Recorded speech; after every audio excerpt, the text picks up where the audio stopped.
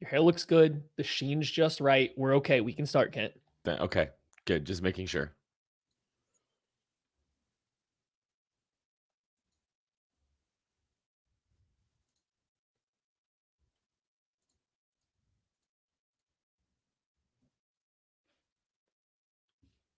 Ladies and gentlemen, we have achieved training camp, and also we'll talk a little about the Woo! Steelers. Let's go. This is KC Sports Network, proudly presented by Emprise Bank. Welcome into a live edition of the KC Laboratory, presented by Emprise Bank, member FDIC, our incredible partners in Possible here at KC Sports Network. I am here with Maddie Lane. Maddie, I apologize. I'm barely here because I sent you guys a voice memo today. My voice has been down bad since we did our show on Monday. I don't know what it was. It was the weirdest thing. I don't know if it was like a brief stint of laryngitis. I don't know if it was a damaged vocal cord. I don't know what it was, but I'm functional, able to talk now. But like, I was a little nervous about this show. I'm not gonna lie. Yeah, I like that you. I mean, good. Well, first of all, I'm glad that your vocal cords are doing a little bit better. But two, I do like that you sent us a voice memo to tell us that your voice was struggling. I enjoyed that. I thought that was the correct way to relay that message. Yeah, I wanted you to hear what I was working with. I wanted you guys to see what was going on. And like, yeah, we're a little late, but like, those that listen, we're not as late as Only Weird Games. So like, hey, we're still winning, right? And like, we gave a little heads up, so all's good here. We're just 30 minutes late today. Yeah, we go 30 minutes later than we normally do. We send out a memo. Josh, Seth, Nate go 30 minutes late, and they just call it Tuesday. So no, thank you all for for hanging out with us. I've been dealing with like a little bit of a cold thing the last couple weeks, and I apologize for whatever happens to my voice tonight. I hope I can carry it for what I like to call a Kent 30, which is an actual 30-minute show. So we're gonna work on that. Sophia just found out that Maddie is 6'2". So tall. Would have guessed he's 5'7" from how feisty he is. I am the shortest member of the KC Laboratory. And I am including Craig on that because Craig is forever a member of this show, even though he's not a regular anymore. But thank you again. Oh, the franchise drops tomorrow too. Some people are saying that as well. Let's go. Can't wait for that. I forgot they did that.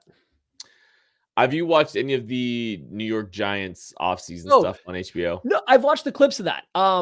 Here's my thing about that. No, they're never doing that again. Off-season Hard Knocks is elite television. It is amazing. I might actually go watch the whole thing instead of just the clips because it's actually good. I don't care for like the in-season like Hard Knock stuff or like the later like training camp or whatever it is Hard Knock stuff. Not as fun. But the free agency period Hard Knocks, great television. Opens up way too much behind the curtain. There is no owner that is going to okay that again after this season. There is so much being aired out there right now. And here's the biggest thing that it's done. It is completely zapped like the aura or the mystique around being a GM or a head coach in the NFL. Those guys just sit around and shoot the shit like three guys running the same fantasy team during their fantasy draft. They're just throwing random trades out. They're talking like just plain as they can about players. Like it has been the funniest thing to see just how normal they are going about the process behind the scenes. Well, we got a in front of the camera moment from the Chiefs rookies today. We got to hear from Xavier Worthy, Kingsley Suamataia, and Jaden Hicks today as they took the podium. The Chiefs have officially started training camp with 35, 36 members of the roster, mostly rookies, undrafted free agents, some carryovers from the veteran group, some players getting back into the swing of things from injury.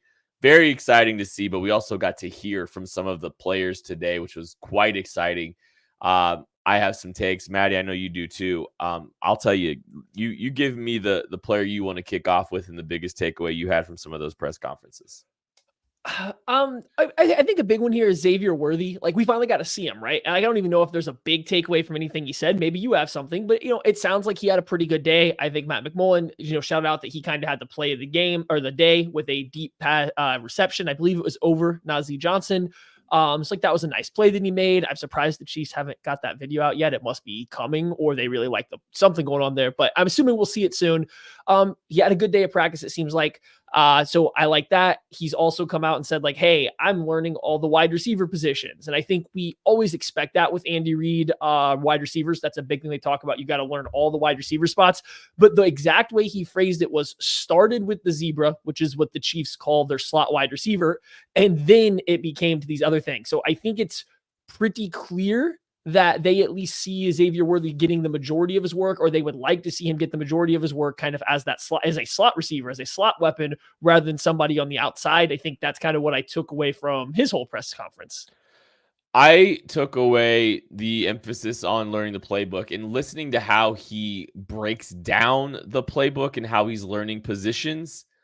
I found that kind of interesting. So just the way he, like actually having a process on how he learns and where he starts and where he goes from there, starting with formation, understanding where all these guys line up, then moving from there.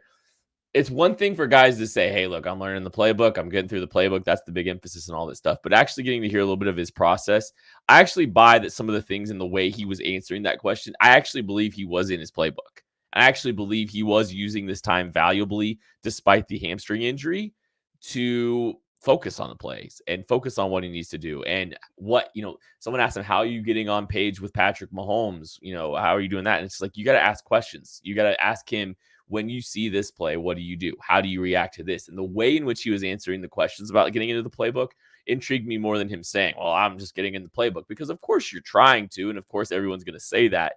But I did appreciate the process by which he was kind of communicating some of that stuff. And that was interesting to me. Yeah, no, for sure. And like, I think this tracks back to even like listening to Steve Sarkisian talk about him.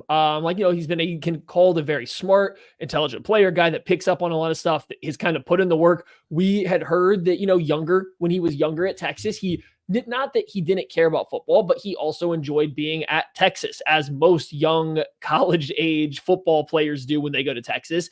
And he had really locked it in for his final year there. And like everybody around the team and the coaching staff could really tell the difference at how just like focused and locked in he was as he had matured throughout his time in college. And like, I think you see that in his approach as we move forward coming here into this like time. He's talking with Matt Nagy while he's not able to get out there and practice, but talking with Nagy during the plays to understand what the reads are supposed to be, where he's supposed to be when he's supposed to be, what they're looking for, how he can translate that to his own game, doing his own playbook study on his own and stuff like that. Like, I think there's a lot there to feel good about in terms of like Worthy at least being on the right path. I don't know what that'll translate to in year one. Like, we're already starting off a little behind the eight ball because, as everyone mentioned, he missed time during the mini camp and during some of the rest of this offseason. So there is that he was, kind of mentioned.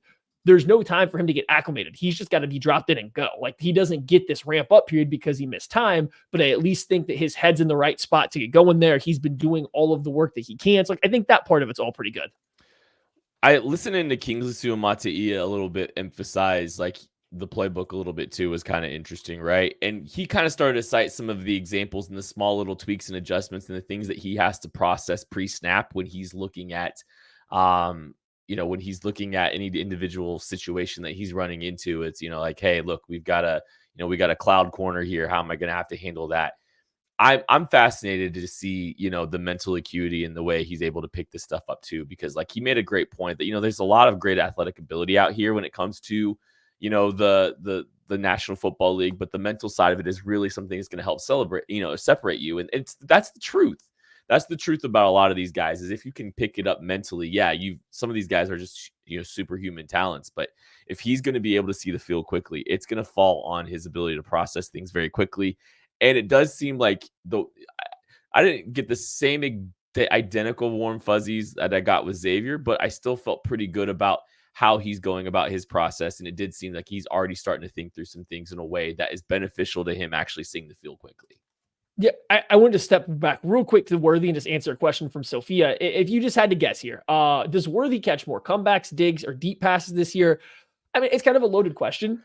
Comebacks, because it's like going to be the lowest or like the highest completion percentage of those routes, right? Like, you're going to complete more comebacks now, unless we're talking about specifically like deep comebacks. But if we're including any version of a like hitch, curl, and a comeback route or something into that, just into an umbrella term, then for sure comebacks. I think he probably catches more deep passes than he does digs. I doubt they send Worthy on much over the intermediate area, the middle of the field, unless it's a post route trying to split two safeties. Yeah, I would be surprised to see him run too many digs. I do think, like comeback routes.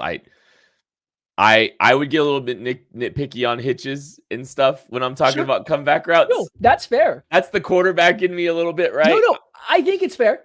I'm thinking more of a sideline break, break to the sideline instead of a curl or a hitch. So like off a vertical plane, more of like a deep comeback.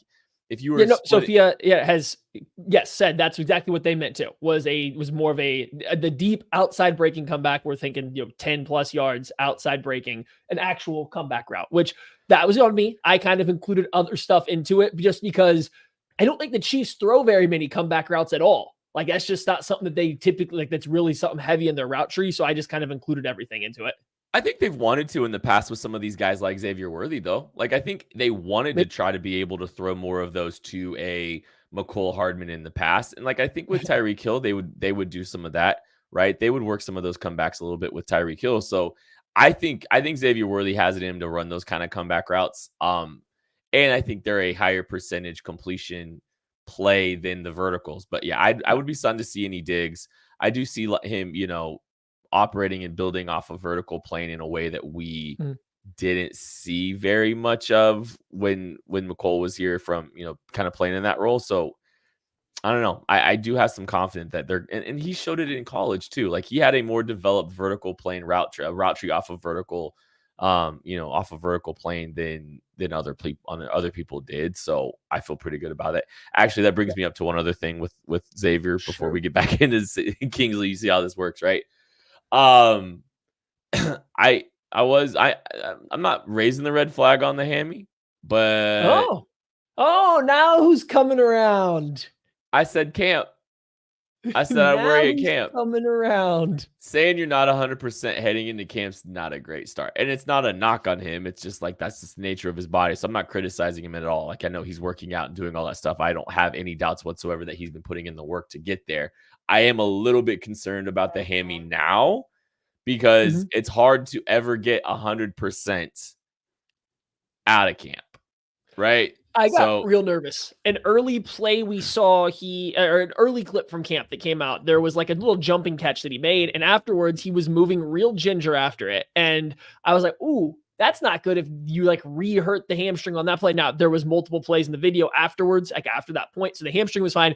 It might have been the play he jammed his finger on. He did say he jammed his finger in there. So maybe he was just, thinking or moving about his finger. And that was just making him look like he was moving a little gingerly. But like I had a moment there where I got real concerned that the guy that has a hamstring wrapped, not like in a sleeve, not like just in a leg sleeve, like guys like to just for compression or something, but like actively wrapped. I was like, ooh, we're pretty early on for that to be happening. So ears definitely up with that.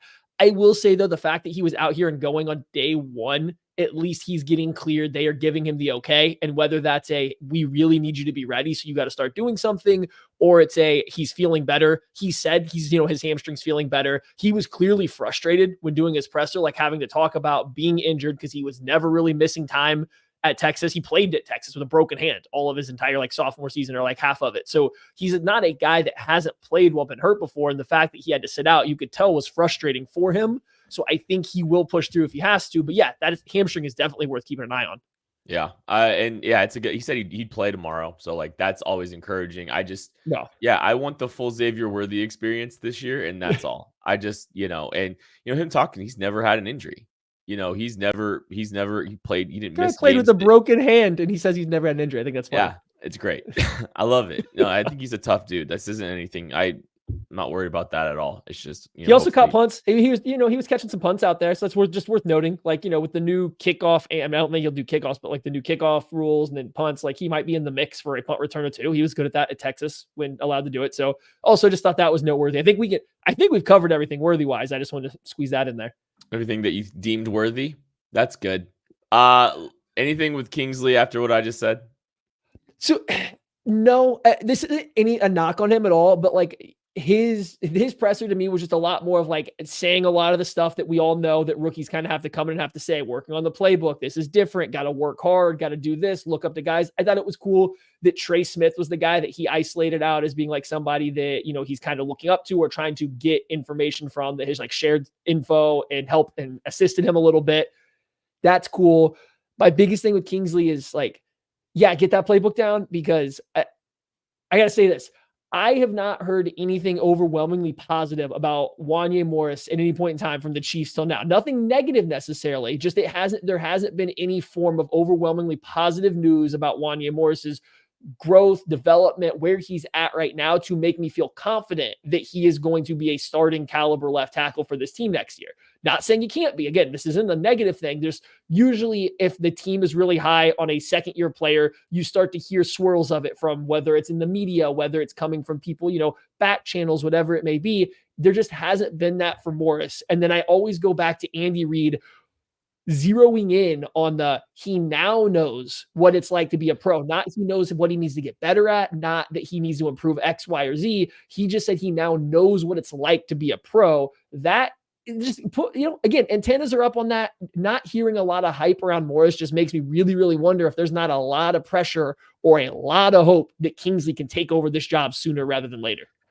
Yeah, I'm starting to, I think I have been for a while, but I think there's hope. There's got to be hope that Kingsley takes this job over. I think that's deep down, I think where the Chiefs sit too, because they invested a second round pick and prioritized left tackle as high as they did. And you've seen Wanya, I believe, getting some reps on the interior as well. So, I mean, you tell me how many reps has Kingsley got at a guard position? We'll find out, right? The back of my head is just the back of my head's doing the Lucas Niang, Darian Kennard thing right now, right? I'm not saying it's going to go that route. Just that's what's going on in the back of my head. Is like, here's some other mid-round tackles that we thought had some potential, whose rookie year, whether it was for a different reason or not, just didn't quite maybe hit the expectations you wanted. And then going into the second year, they just never really picked up any hype that you would expect. So we're getting close to just hitting those same bells that Kennard and Niang hit for me over the past couple seasons. I don't think you are reaching too far personally. So I hope we're all wrong. I hope he's awesome. And is the greatest tackle in the history of the world. And Kingsley too. Just have two of them. We'll just figure it out. We'll go from there. Anything else on the press conferences? Anything from Jaden Hicks? I mean, I think the only thing for me is just like the fact that, it seems like they are very intentional about trying to move him around a little bit and get him involved in a lot of different ways, which isn't all that surprising. That seems like kind of what they do, but also what he's uniquely capable of doing better than some of the other, safeties out there in the league. I thought he was the most open about the tempo of practice, right? And like, that's something that's always going to matter for all the rookies. Like, it happens really, really fast. And like Xavier Worthy said it too, that it was quick, and Kingsley might have even mentioned it in there too. But Jaden Hicks, like, kind of emphasized a little bit more like, yeah, this practice is very fast. This training camp happens quickly. Excuse me. There's a lot coming at you. So like, not that matters, but it was just noteworthy that he was the guy that mentioned it. And then, yeah, they're utilizing him a little bit of everywhere, which I think makes sense. They kind of do that to all their safeties when they first come in, especially if they're back and reserves. But it also makes me really think that they don't have a direct plan for him. Maybe year one, like they aren't expecting him to get or really compete for significant playing time in year one, because it doesn't sound like they're kind of having him emphasize one or two positions, roles, or whatever it may be. They're trying to get his feet wet and a little bit of everything, which to me, that kind of screams like, hey, you are the break glass in case of emergency guy. If there's an injury, we now have either a backup ready to step in, or we have a backup ready to replace the person that has to step in. So I just wonder if, his rollout to the team is going to be a little bit slower, which is day 3 pick, makes a ton of sense. He's a younger guy. It's just the way that he was talking about how he's being used makes me wonder if they're not kind of seeing him entirely as a reserve or special teamer this year. Yeah, I wonder that a little bit as well. I do stand with you a little bit there. Anything else? Is that it, Matthew? Or do you have anything else on the? It's huge. You seen the guy? He's massive, big old boy. Yeah, absolutely. A lot of safety. All right, we're going to take a break, and we're going to talk about the Pittsburgh Steelers right after this. We appreciate you supporting KC Sports Network by listening to our podcast. You have helped us become the highest-ranked Chiefs podcast network in 2022 and 2023. And don't forget about our daily Substack newsletter, the best written analysis you can find on the Chiefs straight to your inbox every day. kcsn.substack.com. Again, thank you everybody for hanging out with us today. Appreciate you all so much. We have reached the end of the season preview. We have one final team to talk about, and I cannot think of any team I'd rather be talking about than the Chiefs' Christmas Day opponent on Netflix. They travel on Christmas Day on a Wednesday. Real quick. Sure. We did. It's worthwhile news. The Chiefs also announced today that Derek Nottie, Charles Omenihu, Joe Tooney, and Jalen Watson have been put on the physically unable to perform list, and the BJ Thompson has been put on the NFI list. So, just some other little announcements from the Chiefs today. Any of those surprise you? Any of those do you think mean anything more than what we already thought? Sounded like Tooney was close to coming back. Omenihu, I'm not overly surprised about. The Jalen Watson one, I think, is the one I'm paying a little bit of attention to. Not great for him. I mean, not great for a guy that I think that you and I both kind of agree is probably their second best corner right now today, if you had to roll the ball out there and play, but the guy that probably has the lowest upside over at least, Najee Johnson and Joshua Williams kind of biting right there on his heels, maybe even some other guys. And so him not being ready on day one, coming off of a year that I think was a fine year for him, but it wasn't a clear-cut step forward from his rookie season, just probably not the best time. It's unfortunate for him. Like, the injury is always unfortunate, just not a great time to not be ready, because there's a lot of guys kind of competing for a couple spots. You start slipping down just because you're not available real quick. Like, he could find himself going from starter reps to he's still a reserve, despite the fact that L'Jarius Sneed is out of the picture. Do you take any comfort in the fact that this team has not made a ton of cornerback investments with the Jalen Watson news in light, and you're looking at Joshua Williams, Trent McDuffie, and then a lot of inexperience behind that? Like, do you not have any level of comfort in knowing that they haven't really tried to add anything to that cornerback room, despite it being so inexperienced outside of those three? I mean, I think that they have felt generally comfortable with Joshua Williams getting some reps. And obviously, like, they haven't given him the entire starting role, but they felt comfortable with giving him some reps. And we say this a lot, but we kind of go back to leaning on it. Najee Johnson seemed like he was in line to get significant reps, if not kind of have a half step up on Williams and Watson for the cornerback three last year. So if that's the case, if they already felt okay with Williams and Johnson's returning and they're hoping he returns to form of what it seemed like he was at this point, during training camp last year, they at least have their starters down. And then you have Watson coming back whenever he does. You have Nick Jones, who's been here an extra year. And then if you feel even mildly okay about the prospect of a Keith Taylor, a Kelvin Joseph, Echo Boy-Doe taking a step forward to being a quality reserve, I can see the Chiefs not feeling like they have to go out and get another cornerback.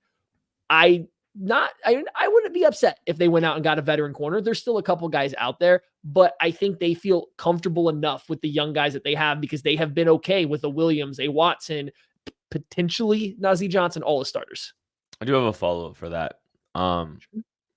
What do you think the quality of the Pittsburgh Steelers roster is? Oh, that's a good follow-up. Not particularly great. I mean, like, you look at this roster and, like, it's really hard to separate, like, I think generally the talent of the Steelers roster and just how good of a job Mike Tomlin does to get his players to not only play well, but somehow pull some kind of magic voodoo to make the opponent play worse than they actually are, right? And it's like, how do you balance that? Are the Steelers just so good that they force other teams to play worse than they are? Are they doing some kind of, magic, some kind of ritual before the game starts? Or are they just so good that they can play it down? I don't know. Because, like, this roster should not be like a lock to go 500 or better, but yet they are. And is that a Mike Tomlin thing? Is there enough talent on here? I don't know. I don't hate this roster, actually. I do think it I would call it middling. I think it's above 500 roster. I just don't know if it's a true Super Bowl contender, playoff contender type roster. That's the question I have. Like, yeah, I think they've got some blue chip players on the defensive side of the football, and they've got some young ascending talent on the defensive side of the ball. They've got a capable offensive line to pretty good offensive line. Receiver, I don't know. Van Jefferson's out here catching passes. Like I like the players on the O-line, but Broderick Jones got better last year as it went on, but he was like hardly like a lockdown, like awesome player. And I think he's moving over to the left side this year. If I'm not mistaken, he played right tackle a little bit for them last year. So like now he's going to be playing left, which he did in college, but like, that's just, I don't think he's like a home run, definitely good. Zach Frazier, rookie, like him, but rookie. Troy Fatano, again, like him, but rookie. And then James Daniels and then Isaac Suomelo across the middle. Like it's fine, I guess. I don't know. I like the players. I just am a little bit more hesitant to say that they're good right now. And then when I go back and look at the quarterback and see Russell Wilson or Justin Fields, and then I see the running back room is led by Najee Harris, and then I see the wide Jefferson, and I'm just like, I don't know. I'm starting to collect a lot of question marks for this offense real fast. Yeah, and I think the most questions are very clearly on the offensive side of the ball. I think the defense is pretty well established and has got some good players and has an identity that has been maintained over a long time and continuity in that identity. But yeah, I think the offensive line, I think I'm optimistic about. And yeah, the pass catchers. Being unfair. You're right. I'm being unfair. Outside of like, there's question marks on the offense, but generally speaking, this roster is probably pretty good because the defense is good. Secondary could use some work. Like, there's some good players there, but like they also, I wouldn't say that their cornerback are like Dante Jackson, Grayland Arnold is like starters. Like, I don't know if that's doing, even Joey Porter Jr. had a good year last year, but like, I don't know if that's doing enough for me to say good, but the rest of the defense is good. The offense at least has upside at a lot of the positions that you have questions about. So like, yeah, I think I am doing it a disservice. I'm letting the weight of Russell Wilson and Justin Fields, I think, bring down my overall thoughts of this roster. It's probably a very, very middling to maybe even slightly above middling roster here. Yeah, and they have blue chips on the defensive side of the ball. Like they have very clear blue chips at, they've got TJ Watt, they've got a Minkah Fitzpatrick, Joey Porter Jr. is an ascending player, Cam Hayward, he's on the downside of his career, but still a very good player. Like there's a lot of Benton, excellent player. Yeah, there's a lot of talent. There's a lot of talent on that side of the ball. And so, and I think that's how Mike Tomlin likes it. The question mark definitely does exist with, what they're doing at the quarterback position. What do you think the quality of the staff is, though? I mean, good. It's good. Mike Tomlin, good coach, gets the best out of what's there almost all the time. I love Arthur Smith going back to being an offensive coordinator and not being in charge of everything. And like now, there's a chance that Arthur Smith kind of fumbles the bag here. And then he's like completely, all the shine is worn off of him by then and he's got nothing left. But I like him stepping back to an OC role, going back to designing an offense, and him doing it in Pittsburgh just makes a lot of sense, especially with these quarterbacks, this roster. You want to lean on a gritty, a physical offensive line, get the run game going, get a lot of boot play action stuff going on. Like, I really like his fit with not only like how Mike Tomlin likes to run this team, but also some of the pieces they do have on offense. We have seen Arthur Smith take less talented offenses and make them look pretty good in Tennessee. So like, I like that move for them. Terrell Austin has done a good job with this defense. It's his defense. I don't want to say it's not Mike Tomlin's defense. I want to be very clear. It's definitely Terrell Austin's defense, but Mike Tomlin's thumbprint, his fingerprints are all over every ounce of this team, even if it's not like his scheme specifically, if that makes sense. I really like this coaching staff. I like Mike Tomlin a lot. I think he's done more with less, and they continue to not give him a ton to work with. This is a better quarterback situation, weirdly, than he's had in a while, which is surprising. But it is somehow true. Arthur Smith, I like him as a bounce back candidate as an offensive coordinator to kind of come back and show people why he earned an opportunity in Atlanta anyways. But yeah, I do really like this coaching staff. And like, I think Arthur Smith could be really, really good for Russell Wilson and or Justin Fields and the Pittsburgh Steelers outlook in general, because they needed to do something different offensively and they found something different. And it could be a serious upgrade to what they've seen in recent memory. New additions, Maddie. What you got? I'm going to go with Justin Fields. I'm doing the quarterback move here, and I'm not even going with Russell Wilson, who listen, it's going to sound very obvious, but like, bear with me here. The Russell Wilson, Mike Tomlin thing is either going to like work, like really work, and they're going to get along great, or it is going to be just straight what it was with Denver and Sean Payton. It's just not going to work at all. Like, yeah, I'm saying it's going to work or not work. I understand, but like, it's either going to be excellent fit, like a perfect fit between Tomlin and Wilson, or it's going to be and you can throw Arthur Smith in there too, or it's going to be awful, right? And I'm not sure 100% sure which way it's going to go. But when I sit here and look at the skill set that Russell Wilson has, and then what Justin Fields has, and then I go look at what Arthur Smith did in Tennessee with Ryan Tannehill, when I look what he was trying to do in Atlanta, I can see Russell Wilson being okay in that offense. I can see a world in which it goes okay with Russell Wilson, but I can see a world in which it's a lot more dangerous with Justin Fields. So I want to keep my eye on Justin Fields. If he can take the starting job, if he gets that nod, they get him on the move. They actually use his legs as a real threat, not just like I'm mobile so we can roll a pocket, but we can really make him a threat with his legs. And he does have the ability to throw the football. It's not like he can't throw a football. It's everything else. So if Arthur Smith can make everything, the reads, the progression simple, can make it easy. You can use somebody like Fields' athleticism and his arm as a weapon, and you can just kind of like point him where to go with it, pre-snap on the whiteboard, and just have him execute it out on the field. I think they could actually have a much higher upside on offense if Fields can get that nod. If it's Russell Wilson, it can still work. I just think you're going to deal with a very middling average offense at absolute best, because I don't think the upside's there. So it's kind of like the battle of which quarterback gets it and how high that ceiling can possibly be, or how low the floor can probably be with Justin Fields. It's definitely higher ceiling with Justin Fields for sure. And yeah, it's and probably a lower floor. I mean, it's a lower floor. Lower floor for sure, but man, it is tantalizing. I'm going to kind of take a weird step here with my new additions. I'm going to go Van Jefferson, Scotty Miller, Michael Pruitt. They are all and Cordero Patterson. Chiefs receiving room. They're all carryover. They're all coming from Atlanta with Arthur Smith, and I find that just a little bit interesting, right? We just got done talking about some of the lack of the talent on this team when it comes to the receiver position and all this stuff and the running.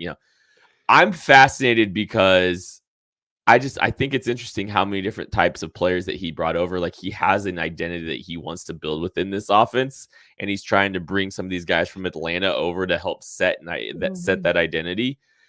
Tight end, Van Jefferson went so poorly. I know, but he has a way he wants to do things. He has a group. Desmond Ridder, your boy, stinks. He's awful. So there's that. He refused to use Bijan Robinson, which is also kind of hilarious. But I just find it interesting how many players he's bringing over with him from Atlanta to come in here and help, try to establish this culture identity on offense. And I just find that very interesting. I don't think we've talked enough about the tight end usage that we'll probably see with an Arthur Smith and Pat Freiermuth, Darnell Washington, Connor Hayward. I think they could see them getting involved a little bit more. Now, Michael Pruitt's there to help establish that identity as well. All right, give me some players to watch, Matthew. I almost just want to watch all the Atlanta carryovers and see if any of them besides Cordero Patterson do anything, because I don't understand the concept of bringing over those guys. I think it's like, I genuinely think, again, I didn't talk about on-field. I genuinely think it's like trying to establish culture and identity in what they do. It just went, but did Atlanta have a culture or identity? In Arthur Smith's mind, I think they did. He just got up there and yelled at media all the time. Like, all he did was get up there and yell at people asking him questions. What is going on? Do you remember at the Shrine Bowl, or didn't see him even though he was like the head coach? Yeah, he was coaching the team supposedly. Kind of hard to coach the team from the casino next door, but whatever. All right. So players to watch. I mean, I'm going to do it. I'm going to cheat. I'm going to use another new addition. I'm going to go with Patrick Queen. Not paid a ton of money, not paid an insane amount of money, but he comes over from Baltimore. He comes to the Steelers. I love Patrick Queen coming out. Super athlete, still trying to pick up on the game. I think you saw him play his best ball and take very clear, big steps, big strides forward, playing next to Roquan Smith. He's now the guy. He is now the dude that's going to be making all the plays for his defense, making all the calls. He is the guy. He no longer has the help of a Roquan Smith. Can Terrell Austin, can Mike Tomlin help get him to play at that same level, to keep growing as a player at the same rate that we'd seen him before? Because if he can continue to play as athletic as he is, but then also start to really understand the game at the way he's getting to right now, he could go a long way. We then go from, you said they have blue chips on the defensive line and in the secondary. I don't know if Patrick Queen is going to get to a blue chip spot. Maybe he can with his athleticism, but if he can get pretty close, if he can keep growing and taking steps forward, he can get into that same kind of ballpark as some of the top tier linebackers in this league just because of how athletic and how much of a freak he is. And so he's a guy that I think, taking him away from Roquan Smith, I want to see, can he continue his level of play? And then if so, can he also take that next step forward and give them another playmaker on all three levels of their defense? I thought you were going to say Alex Highsmith because he got more votes for being one of the better defensive ends in football than George Karlaftis. Charlotte 49er, though. Let's go. I'm going to go with Peyton Wilson, the linebacker. So this is a rookie draft pick, a third-round draft pick, fell a little bit because of injury concerns. And the Pittsburgh Steelers step in and take him. But this is a guy that a lot of people love coming out of college. And like the tape has some high moments for sure. High motor Tucker guy, Arnold. Great play. Yeah, he did some really great stuff in space. Yeah, he has he has Tucker D. Franklin arm length though. Like they are tiny. But this is one of those swings where, I mean, especially in the third round, I think this is a great place for him to see what happens. And by this time in the season, we're going to find out, A, is he healthy? B, if he can play a little bit, because by now I think he should be on the field a little bit. He's got, some sideline to sideline ability, an incredible motor. And I think this is a guy that can add a little juice to that defense, especially with everything else around him. I think this is a guy that can fly around and make a few plays for this defense. And so by this time in the season, at the end of his rookie year, I could see Peyton Wilson getting a little bit of burn here this late in the year, and maybe even earlier. Okay, how does this team beat the Chiefs? Moving on. This is a tough one. I don't think this isn't so. Again, late in the year, it's a team that probably will be at least competing for a potential playoff spot. Like I do think the Steelers will be there because that's what Mike Tomlin does. So the Chiefs probably won't empty the clip on their best stuff. However, I don't think this team has quite enough talent to really stand toe-to-toe with even an average, relatively bland Chiefs game plan defensively. Like, I think they have good players. They have good players in the defense, right? They have some good players, but I don't think the secondary is strong enough to just completely blank out the Chiefs passing attack. I don't know if they are going to be so dominant up front that the Chiefs won't be able to run the ball. I don't know if it's going to be a New York Jets type game where Patrick Mahomes is running for his life the whole time. Like, it's a good defense, but I don't know if they're going to be elite at that level, that kind of game-wrecking level. So I think that their offense is going to struggle to score enough points and match pace with even a probably ho-hum Chiefs offensive performance, as they're trying not to show too much going into the playoffs. And then also, it's Christmas. So like maybe people just want to get out of there. It's a Wednesday game on Christmas, and the Chiefs may not have Netflix to play for. We've seen Arthur Smith offenses. We've seen Arthur Smith offenses and a Vrabel kind of tree style of football that kind of gives the Chiefs some fits. It's starting out with an early lead, but controlling the football a little bit, grinding the game out, maybe trying to limit, reduce a possession or two. And if the Chiefs get behind early enough, it can, they can press a little bit. They can put a little bit of pressure on themselves and things start snowballing a little bit from there. I think that's a path to annoying the Chiefs enough to, to muddy things up at home on Christmas Day and win a football game. The fact that it's on Christmas kind of contributes, I think, a little bit to that. It's going to be a tough game. It's going to be a tough challenge on a Wednesday. On a Wednesday, Matthew. They play every day except for Tuesday in 2024. Like, it's just absurd. But I don't think it's completely out of the realm of possibility that they, because of when it is in the season, depending on where the Chiefs stand in the playoffs and all those kind of things, like the Chiefs could theoretically have the 1 seed close to wrapped up by then too. So, and maybe this is a game, I don't know. Maybe this is a game you use to rest up a little bit and then go full speed for the last week. I don't know. Who knows? Like, you don't know where they're going to sit, but it's an ugly game. You did say this, right? I wasn't thinking about this. This is the second to last game on a Wednesday. And the Chiefs will have a longish break before they finish off the season with the Broncos in Denver.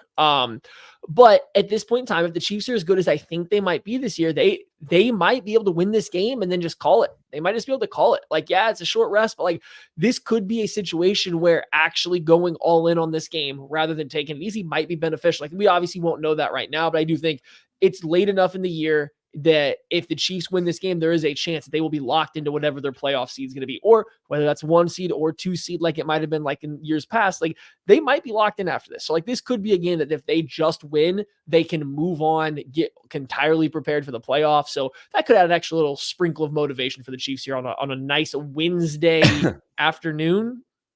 Well, it's not it's also Christmas. Looking at sorry, I didn't know what time they play Christmas Day games. Didn't have that loaded up into the back of my brain on Netflix. Well, get your stuff together. Here's the thing. All right, so does Netflix even know how to stream? Did anything ever live stream on Netflix? What is live streamed on Netflix? They've had plenty of stuff live stream on Netflix. Actually, Have they? They've had like golf shows. Like they've had like kind of like The Match. They've done something like The Match live. Sounds Tucker Franklin in the comments saying, or in our DM saying, they have to get it down before WWE Raw. There's a trial run. They're using the Chiefs Steelers as a trial run for WWE Raw coming in January 2025. They definitely have done live events, by the way. But Tom Brady roast. Okay, they've done comedy. Okay, I just missed all these live Netflix events. I just didn't know they were like ready for this. I think they had some like award show on Netflix too, if I remember correctly. I don't think it's. I think they're gonna be fine, Matt. I think they're gonna be okay. I really do. Trust Netflix. Here's the trusting of them. I'm just gonna play not devil's advocate, but if live on Redbox, if Christmas Day is the last time we see the Chiefs in the regular season, that means they would have 2 or 3.5 weeks before they would hit the field next in a competitive football game. Are we sure Andy wants that length of a break? Yes, because the bye week's so early in the year. They'll come off quite a run, and it'll be super short rest for like this chunk before this, like leading to this game. They have pretty poor rest. Like if it was a normal 6 days off, 6 days off, 6 days off, and they had a bye week in week 12, I would fully buy into this argument, buy into this a little bit more. But looking at the way the schedule breaks down, like I get it. That's probably too long in what you'd want, but this team's going to be beat up by this time. Guys are going to be sore. They're going to be hurt. Short rest, early bye week. I think that they would welcome that. And I mean, it's not like Andy Reid doesn't know how to push these guys hard during time off, during practice. He's very good coming off of bye weeks and extra time off. It's a little bit much, but I think they would happily take off that Broncos week and go into a bye week after that, honestly, if they got it, rather than play another game. Yeah, it's just a lot of downtime. But yeah, it's just an interesting keep everybody away from their cars. Non-Mahomes Chiefs MVP. So this is the last game of these that we're doing. So give me some Travis Kelce, the big 8-7. Yeah, the Steelers bring over Patrick Queen. I'm not afraid. Landon Roberts, who? Peyton Wilson's tiny little 22-inch arms. They're not going to stop Travis Kelce over the middle of the field. Big Travis Kelce game because he wants a happy Christmas with Taylor. He wants 3.5 weeks off before he has to suit up and play a real game again. Travis Kelce goes off on Christmas Day. So does Chris Jones against, speaking of tiny little baby arms, Zach Frazier's tiny little baby arms. I could see him giving them some fits along the interior. I think the bookend guards for Frazier are tough players, but yeah, I think the Chiefs could get maybe Chris Jones isolated against literally some of the shortest arms in the National Football League and wreak some havoc. So we'll go with that. I'm ready to get out of here because my voice is killing me. That's going to do it for this episode of the KC Laboratory. Guess the line. Where's the game at? Is it a home? Is it a home game? No. Wait, yeah? No? Where's that? I hate that you ask me this every single week and you've known the whole time. Just look it up already. I've given you plenty of time to Google. It's in Pittsburgh on Christmas Day, as I said at the top. Did you see that Joe Burrow said that he thinks they put kitty litter on Heinz Field because they gets beat up? That's not great for the Chiefs. So, with that in mind, I'm going to go Chiefs 7.5. -6.5. Because it's on the road, as you know. Tucker says Chiefs -4. What? Lock it in. Tucker in the show. That's early. That's a nice early line right there.